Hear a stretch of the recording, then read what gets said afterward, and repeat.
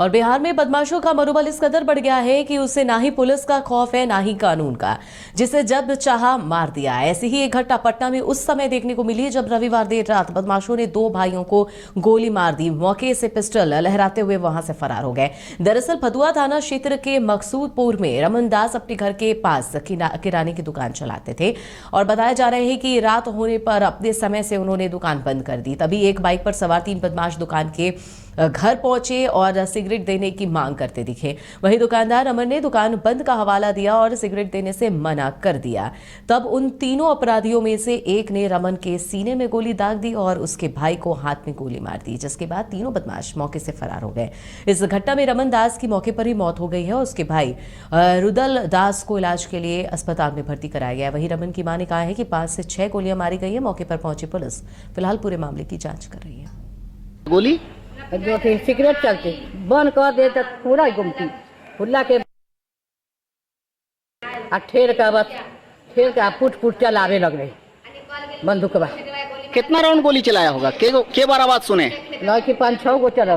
अच्छा, 2-3 गो तो छोटके बेटवा के लगल। अच्छा, तो झाड़ा उड़ा सब फिर दे। अच्छा, हाँ, एकरा तो दो कहे कि बाप रे। तो ई वहीं पर गिर गए रमन? एकरो मारलको, पहले एकरा मारलक, ऐसे तो दोनों है ये खारा। अच्छा, अब बस ओकरो मार, एकरा पहले मारलक दूसरा के। गोली जो कि सिगरेट चलते बंद कर दे तो पूरा गुमती खुला के ठेर का फुट चलावे लग रहे बंदूक बा। कितना राउंड गोली चलाया होगा? के बार आवाज सुने? लड़की 5-6 गो चल। अच्छा, 2-3 गो तो छोटके बेटवा के लगल।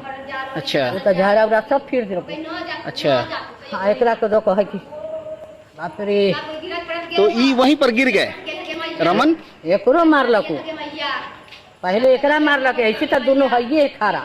अच्छा, अब बस ओकरो मार, एकरा पहले मारलक दूसरा के। गोली।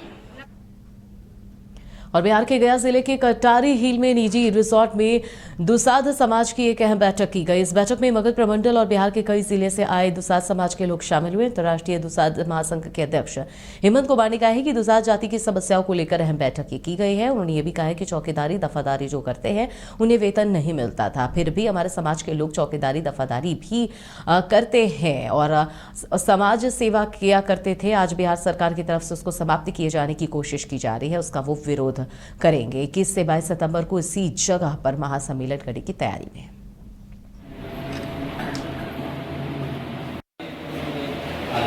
आज हम लोग दुसाध जाति की जो समस्याएं उठ रही हैं उस पर बैठक हम लोग कर रहे हैं और परिचर्चा उस पर कर रहे हैं। और विगत दिनों में आप लोग ने देखा है कि हम लोग के समाज का जो ज्वलंत मुद्दा है कि चौकीदारी दफादारी में हम लोगों को पूर्वज से विगत कई एक वर्षों से अंग्रेज के समय से ही मिला हुआ था। चौकीदारी या दफादारी का कार्य हम लोग के स्वजातीय दुसाध समाज के लोग करते थे और जब उनका अवैतनिक था, वेतन नहीं था, तब से वो लोग समाज सेवा करते थे चौकीदार और दफादार के रूप में। आज बिहार सरकार के द्वारा उसको समाप्त किए जाने का प्रयास किया जा रहा है। उसके विरोध में हमारे समाज के जितने बुद्धिजीवी, समाजसेवी और विभिन्न दलों में जो हमारे राजनीतिक नेता हैं, उन्होंने अपना प्रतिरोध आंदोलन के रूप में, प्रदर्शन के रूप में बिहार सरकार के सामने रखा है और करके ज्ञापन भी उन्होंने दिया है। तो पहला मुद्दा तो यही है हम लोगों का।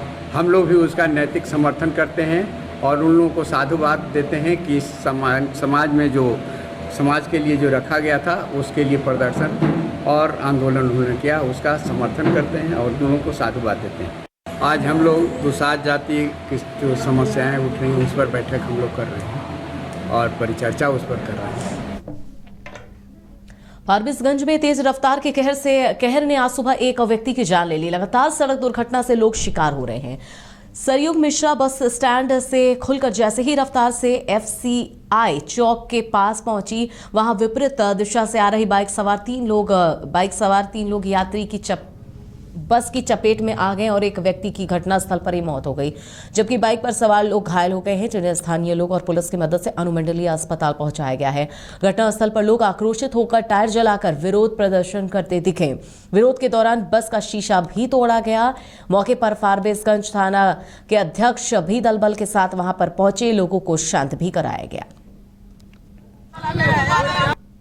कैसे घटना घटा है सर? यहाँ पर जो है ये लगा के 6 घटना हो चुका है, ठीक है। और ये ट्रक जो है यहाँ पर जो ट्रैफिक दिया गया है, इसमें ब्रेकर नहीं है, कोई तरह का ना गार्ड रहता है ना कोई तरह का प्रशासन है। यहाँ बार बार जो है ये लगा के 6वां घटना हो चुका है। ये अभी जो घटना घटी है वो कैसे क्या हुआ? ये ब्रेकर की वजह से उधर से गाड़ी को धोखा में उधर से 3 आदमी को लपेटे हुए चला गया। गाड़ी किधर से आ रही थी? इधर से आ रही थी। मोटरसाइकिल? इसमें अभी क्या मतलब कि कितने लोगों की मौत हुई है? अभी सर इसमें 2 घायल है, एक तो स्पॉट डेड हो गया। कैसे घटना घटा है सर? यहाँ पर जो है ये लगा के 6वां घटना हो चुका है, ठीक है। और ये ट्रक जो है यहाँ पर जो ट्रैफिक दिया गया है, इसमें ब्रेकर। केंद्रीय मंत्री जीतन राम मांझी ने गया सर्किट हाउस में मीडिया से बातचीत करते हुए कहा कि तेजस्वी यादव को अपने पिताजी से पूछना चाहिए कि जब वो केंद्रीय मंत्री थे उस वक्त बिहार को स्पेशल राज्य का दर्जा क्यों नहीं दिलवाए थे। स्पेशल राज्य के दर्जे से 4 गुना ज्यादा बिहार को मिला है। उन्होंने कहा कि मेरा राजनीतिक चरित्र रहा है कि मैं काम करता हूं और कहता नहीं हूं। कोई शारीरिक दिक्कत हुई होगी सीएम नीतीश को, इसलिए नीति आयोग की बैठक में शामिल नहीं हो पाए। अभी आप लोगों से मिल रहे हैं, अभी चैम्बर ऑफ कॉमर्स से मिलेंगे, शाम को चले जाएंगे, 7 बजे ट्रेन पकड़ाएगी तो उसी से चल जाएंगे। और दिल्ली फिजिकल राज्यसभा में मेरा विधानसभा की क्वेश्चन है। तो कहने का मेरा मतलब है कि इंगेजमेंट होता है, ऐसे में कुछ आवश्यक काम भी छूट जाता है। तो उसी तरह से नीति का और कोई इम्पोर्टेंट काम होगा और not to be noted quoted ये कर सकते हैं। जब पेट हमारा भर गया था और कहेंगे एगो रोटी दीजिए जितना मांगे थे उससे ज़्यादा ना मिल गया थी।